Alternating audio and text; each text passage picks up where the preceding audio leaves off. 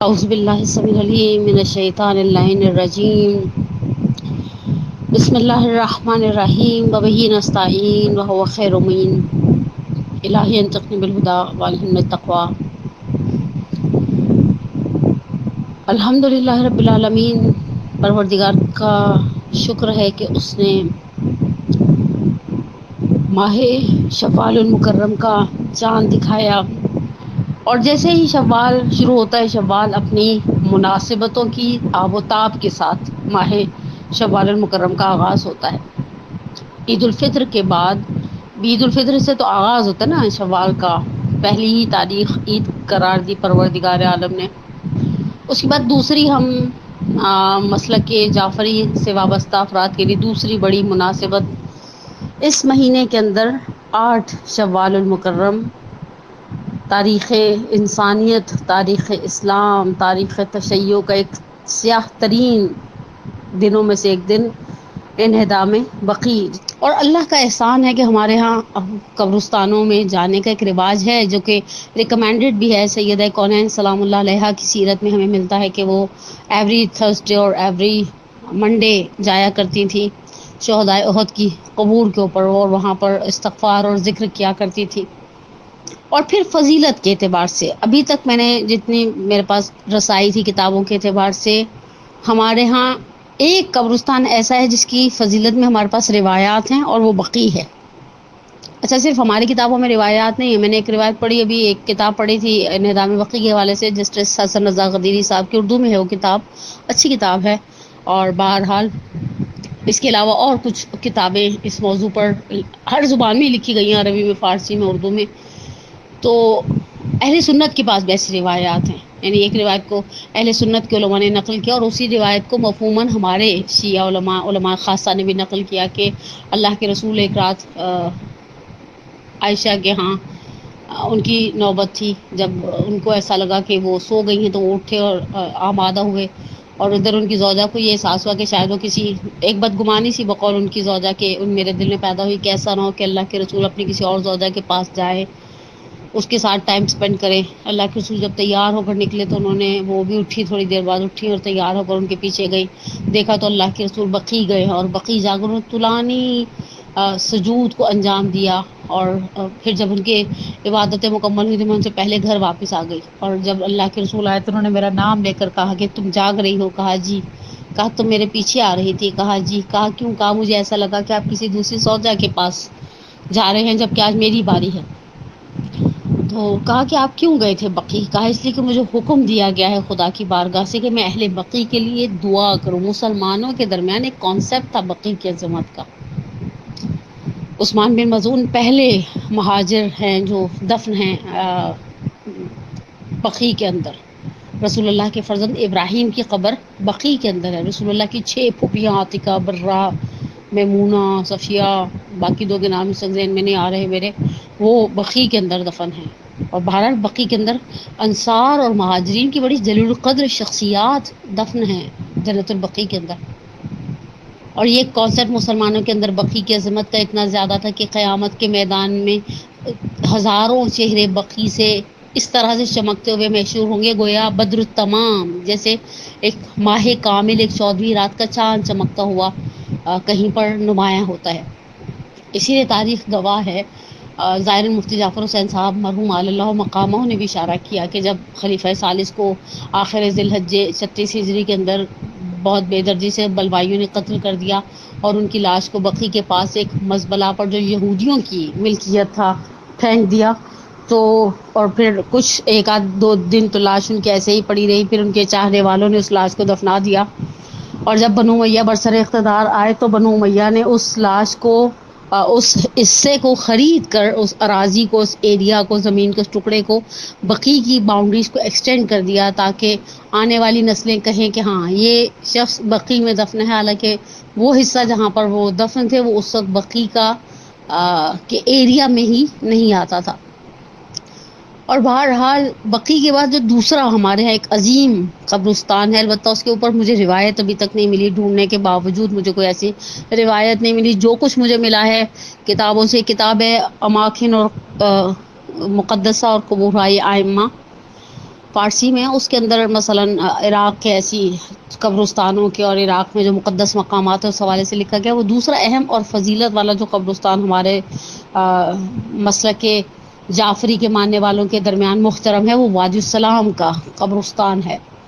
اور اس کے لیے ایک نظریہ ہے، بہرحال ہمارے لوگوں کے درمیان ایک سوچ ہے کہ اذا مت تو دفنی فی جنب الحیدر، جب میں مر جاؤں نا تو مجھے جنب حیدر میں، جنب امیر المومنین میں، ان کے قرب میں دفن کرنا. اس حوالے سے میں نے روایتیں دیکھی، میں نے کچھ بزرگان اور مشائخ کے ہمارے پرانے علماء کے خواب اس کتاب میں بعض بیان کیے گئے کہ مثلا انہوں نے دیکھا کہ امیر المومنین کی ضریح سے، امیر المومنین کے گنبد سے بہت ساری رسیاں ہیں جو دارالسلام وادی السلام کے قبرستان میں مختلف قبروں سے جڑی ہوئی ہیں، اور یہ گویا ایک انڈیکیٹر ہے امیر المومنین کی شفاعت کا اور امیر المومنین کے وجود ناظرین کی برکت کا کہ جو ان کے قرب میں دفن ہیں.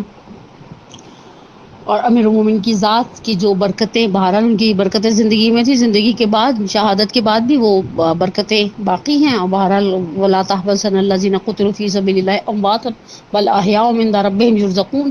ایک عام شہید کے لیے قرآن کہتا ہے کہ ان کو مردہ تصور مت کرو، وہ زندہ ہے اور اپنے خدا کی بارگاہ میں رزق پا رہے ہیں. تو وہ تو بہرحال امیر المومنین ہے اس تمام تر عظمت کے باوجود. لیکن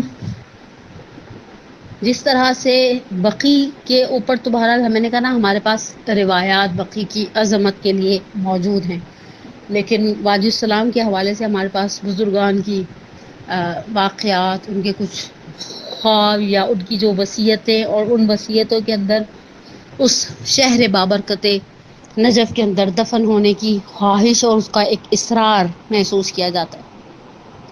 اور بہرحال ان قبرستانوں کے اپنے فقہی مسائل ہیں، ان قبرستانوں کی اپنی ایک اہمیت ہے. اور مجھے عید والے دن وادی حسین کو دیکھ کر ایک عجیب سے دکھ کا احساس بھی ہوا کہ اتنا میس کر دیتے ہم لوگ قبرستانوں کو کہ واقعی دکھ کی اور سوچنے کی بات ہے کہ مثلا میں جتنی دیر بیٹھی رہی میں نے محسوس کیا کہ ہم پتہ نہیں میرے ایسے قوم کب سدھرے گی، ہم کب سویلائزڈ ہوں گے، کب ہم ایک مہذب، حتیٰ دین آپ کو تہذیب سکھاتا ہے. لوگ پھول ڈال رہے ہیں اپنے مرحومین کی قبروں پر، تھیلیاں وہیں پھینک رہے ہیں. جو لوگ مثلا باہر سے پانی لے کر آئے ہیں، بھئی وہ جو بوتلیں ہوتی ہیں ڈسپوزیبل 5 لیٹر والی یا دوسری، وہ بوتلیں وہیں پر آپ یہ سب اٹھا کر ڈسپوز کرنے کے لیے ایک پراپر طریقہ ہے، وہاں پر جا کر ڈسپوز کریں. آپ اس قبرستان کو صاف رہنے دیں. ہماری ارواح ہیں، ہمارے مرحومین ہیں یہاں پر.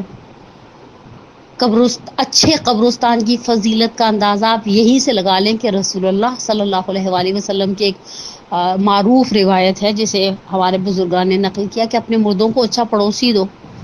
اللہ کے رسول سے سوال کیا گیا، یا رسول اللہ اچھے پڑوسی سے کیا مراد ہے؟ آپ اپنے مردوں کو کہاں سے اچھا پڑوسی دیں؟ زندگی میں تو انسان اچھے پڑوسی چاہتا ہے نا. کہ انہیں ایسے قبرستان میں دفن کرو جہاں علماء، صلحاء، بزرگان، سعداء، نیک لوگ دفن کیے جاتے. اور پھر بہرحال وہ اشرف حداد کی زوجہ کے واقعے کے بعد ہمیں خود اس بات کا بڑی شدت سے احساس ہو جانا چاہیے کہ اگر ایک شخص ایسی جگہ پر دفن ہوتا ہے جہاں خدا کے نیک اور صالح افراد دفن ہیں، تو جس طرح ایک شخص اچھا پڑوسی زندگی میں آپ کے لیے بلیسنگ ہے، اوبیسلی مرنے کے بعد بھی ایک اچھا پڑوسی انسان کے لیے بلیسنگ ہے. اور ان قبرستانوں پر سے نہ گزرے انسان مگر یہ کہ ان اہل قبور کے لیے ہدیہ الحمد کی صورت میں، سورہ اخلاص کی صورت میں، سورہ انا انزلنا کی صورت میں، صدقے اور دعائے مغفرت کی صورت میں. حتیٰ میں نے پچھلے دن ایک فقہی مسئلہ میرے ذہن میں بہت کلبلا رہا تھا. ایک اچھا پہلو یہ تھا کہ ایک سوچ تھی والدین کی طرف سے، خصوص ہماری والدہ مرحومہ ہمیشہ کہا کرتی تھی قبرستان کے بعد سے گزرو چلو بھائی سورہ فاتحہ پڑھو. وہی چیز عادت تھی پکی ہو گئی کہ بعض اوقات وہ آپ ڈیفینس جاتے ہوئے گورا قبرستان کی طرف سے ادھرتے ہیں، وہاں پہ بھی انسان گاڑی میں احساس ہوتا ہے قبرستان ہے، چلو ایک سورہ فاتحہ پڑھ دیں. میں نے فقہی اعتبار سے میرے ذہن میں کھلبلاہٹ تھی کہ کیا ہمیں ایسے کسی دوسرے مثلا غیر شیعہ کے لیے یا کسی غیر مسلمان کے لیے اگر ہم دعائیں مغفرت کرتے ہیں تو اس کا اثر ہے یا نہیں ہے. تو مجھے جب جواب ملا بزرگان علماء کی طرف سے تو مجھے جواب سن کے خوشی ہوئی کہ ہماری دعائیں خیر، ہمارا عمل خیر ان کے عذاب میں کمی کا سبب بنتا ہے. لیکن ہم نے قبرستانوں کو ویران کر دیا، بہت دکھ کی بات ہے، ہم نے قبرستانوں کو میس اپ کر دیا، بہت افسوس کی بات ہے۔ بہرحال میرے مخاطبین سارے ایسے نہیں ہیں، بعض کمیونٹی قبرستان بہت مینٹین اور بہت صاف ستھرے اور بہت دیکھتے ہی بندے کا دل چاہتا ہے کہ حامل آخر اس نے یہیں پر آ کر سونا ہے۔ دین نے ان قبرستانوں کی ایک اہمیت رکھی تھی، ایک احترام رکھا تھا۔ سوال یہ نشان یہ ہے کہ ہم نے اس احترام کو کہاں تک باقی رکھا۔ تین کی عدد پر ہم مومنین ذرا حساس ہو جاتے ہیں۔ 5 مینرز قبرستان جانے کے۔ میں اپنے نجفی کے منڈے کلاس کے ممبرز کے لیے ایک چھوٹا سا ٹاسک رکھا ہے۔ واٹس ایپ گروپ ہے، ورنہ اس گروپ کو جو چلا رہی ہیں ایڈمنز، آپ ان کو پرسنل پر بھی رپلائی کر سکتے ہیں۔ 5 مینرز، اچھا یہ وہ مینرز نہیں ہوں گے جو میں نے بھی بتا دیے، 3-4 مینرز تو میں نے بھی باتوں باتوں کے درمیان بیان کر دیے نا، مثلا قبروں پر پانی ڈالنا چھٹے امام کی روایت کے ساتھ بیان کر دیا، قبر پر ہاتھ رکھ کر سورہ نازلہ کی تلاوت کرنا، یہ بھی میں نے گفتگو کے دوران بیان کر دیا، قبرستان میں داخل ہو کر ان پیٹنٹ جملوں کے ساتھ سلام عرض کرنا، یہ بھی میں نے بیان کر دیا، رات میں قبرستان نہ جانا، یہ بھی میں نے بیان کر دیا۔ اس کے علاوہ یہ آپ وہ کام نہ کریں، میری 4 چیزیں تو میں نے بیان کر دی، بعید میں نے 5 ہی بیان کر دی ہوں گفتگو کے دوران، تاکہ ہمیں احساس ہو کہ ہماری ان جگہوں سے، ہماری ابدی آرام گاہوں سے ہماری وابستگی کیا ہے۔ اور بہرحال حسن ختام گفتگو کا 8 شوال تاریخ تشیع کا وہ تکلیف دہ دن، جہاں انصار اور مہاجرین جیسی شخصیات دفن تھیں۔ ابھی میں حضرت زہرا کی قبر کے حوالے سے کچھ نہیں کہوں گی، ایک قول بقی کے اندر بھی دفن کا تو ملتا ہے نا۔ ان سے ہٹ کر ائمہ بقی کی بات کرتے ہیں ہم۔ ہمارے 4 ائمہ ہیں جو بقی میں دفن ہیں۔ ڈاکٹر ناصر رفیع اپنی ایک کتاب میں مثال دیتے ہیں، کہا مشہد کا ایک رہنے والا مومن پہلی مرتبہ حج یا عمرے کی سعادت سے فیض یاب ہوا، واپس مشہد آیا، مشہد واپس پہنچا تو گھر والوں سے مل کے امام رضا کو سلام کرنے گیا۔ جیسے ہی وہ امام رضا کے صحن میں داخل ہوا، اس نے دخول پڑھا، سلام پڑھنے لگا نا، اور اس جملے پر پہنچا السلام علیکہ یا غریب الغربا، تو اس کی آنکھوں میں آنسو آ گئے، اور اس نے کہا مولا کیسے میں آپ کو غریب الغربا کہہ دوں، آپ کی بارگاہ منور ہے، سارا شہر مشہد کا اندھیرے میں ڈوب جائے، آپ کا حرم کچھ لمحے تاریک نہیں رہنے دیتے، جیسے کچھ لائٹ کو 19-20 ہوتا ہے اسٹینڈ بائی جنریٹرز فوراً آن ہو جاتے ہیں، روشنیاں، قمقمے، فانوس جگہ جگہ لگی ہوئی، جھومر، آپ کو تو ہم نے بادشاہوں کی طرح رکھا ہے۔ اگر لفظ غریب ہم کہیں تو ان 4 ائمہ بقی پر کہیں کہ جن کی قبروں پر نہ سایہ ہے نہ سائبان،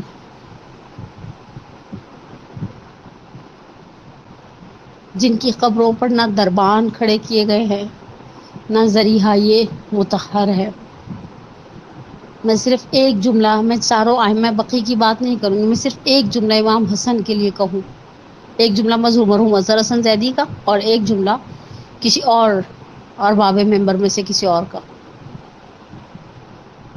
میرا سلام ہو اس پہلے امام بقی پر، امام حسن مجتبیٰ پر، اس تنہا ترین سردار پر۔ مولا زندگی میں بھی آپ کو آپ کے چاہنے والوں نے اکیلا چھوڑ دیا،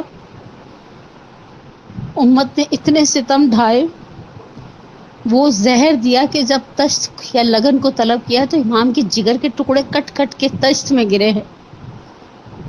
زینب کربلا کے لیے تیار کی جا رہی ہیں، شہزادی آپ تشت میں جب گرتے ہوئے ٹکڑے دیکھیں گی نا تو یقینی سی بات ہے سراسیمہ ہو جائیں گی، بہن ہے جناب زینب کبریٰ، اور جیسے ہی آپ کی آنکھوں میں آنسو آئیں گے میرا دل گواہی دیتا ہے امام حسین نے آگے بڑھ کر آپ کو یقیناً سینے سے لگایا ہوگا اور دلاسا دیا ہوگا، تسلی دی ہوگی، اور آپ جب اس دکھ سے بے قرار ہوئی ہوں گی کہ بھیا حسن کے جگر کے ٹکڑے اس طرح سے کٹ کٹ کے تشت میں گر رہے ہیں، تو یقینی سی بات ہے امام حسین نے کوئی ایسے دلاسے والے جملے دیے ہوں گے کہ حوصلہ کرو، صبر کرو، شہزادی آج آپ بھائی کے جگر کے ٹکڑے تشت میں دیکھ رہی ہیں تو چاروں طرف بہن اور بھائی ہیں. حسین جیسا حامی مددگار بھائی موجود ہے جو سر پر دست شفقت رکھے، جو سینے سے لگا.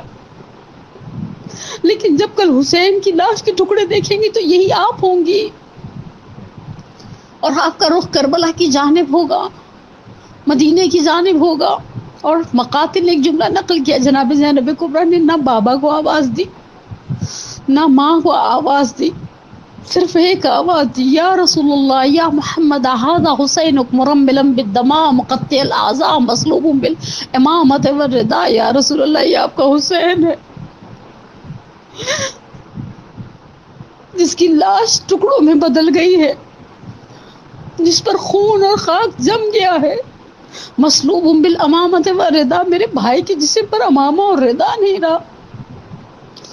اور اظہر حسن زیدی صاحب کا جملہ، زینب تمہارے بھائیوں کے جنازوں میں ذرا سا تو فرق تھا، ایک بھائی کے جنازے پر تیر تھے، دوسرے بھائی کا جنازہ تیروں پر تھا. وَسَيَعْلَمُ الَّذِينَ ظَلَمُوا أَيَّ مُنقَلِبٍ يَنقَلِبُونَ. نسألك الله ونعوذ باسمك العظيم الأعظم الأجل الجليل الأكرم. اللهم إني أسألك بحق فاطمة وأبيها وبعلها وبنيها وسر المستودع فيها أن تصلي على محمد وآل محمد. پروردگارہ ہماری سب سے بڑی حاجت، سب سے بڑی عیدی تیری بارگاہ میں طلب کرتے ہیں، ہمارے امام کے ظہور میں تعجیل فرما، ہمارے ولی ہماری حجت کے ظہور کو سہل و یسیر قرار دے. پروردگارہ یہ وبا جس سے ہم کب سے پناہ طلب کر رہے ہیں، خدایا تجھے واسطہ منتقم آل محمد کا، پروردگارہ انسانیت کو، اسلام کو، اہل تشیع کو اس مصیبت سے، اس وبا سے، اس وائرس سے، اس بیماری سے نجات عطا فرما. پروردگارہ تجھے واسطہ محمد و آل محمد کا، ہمارے مرحومین کے الخصوص میں اپنے مرحوم والدین کے لیے دعا گو. پروردگارہ ان کی قبروں پر اپنی رحمت، اپنے نور، اپنی مغفرت کی بارش نازل فرما. پروردگارہ تجھے واسطہ ان جلیل القدر شخصیات کا، ان چار ائمہ بقی کا، ان آٹھ چار ائمہ بقی کے ساتھ اس روایت کی روح سے جن روایات میں جناب سیدہ کی قبر مطہر کی طرف اشارہ ہوتا ہے، وجود ناظرین سیدہ کونین کے صدقے میں، اور ان 5 عظیم شخصیات کے بعد ان بزرگان کے صدقے میں جو محترم دفن ہیں جنت البقیع میں، ان کے صدقے میں پروردگارہ ہمیں اس پروردگارہ ہم ان بزرگان کے صدقے میں ہمیں ان بزرگان کی شفا سے بہرہ مند فرما، ہمارے بیماروں کو شفا عاجلہ و کاملہ عطا فرما، ہمارے پریشان حالوں کی پریشانی کو دور فرما، ہمارے مقروضوں کے قرض کو غیب سے ادا کر دے، ہمیں ہمارے والدین کے لیے، ہماری اولاد کو ہمارے لیے باقیات الصالحات میں سے قرار دے. پروردگارہ تو نے دنیا میں اچھے بہترین روشن ہوادار وسیع گھر دیے، ہماری قبروں کو بھی بہترین جنت کے باغوں میں سے بہترین باغ قرار دینا. ربنا تقبل منا انک انت السمیع العلیم برحمتک یا ارحم الراحمین.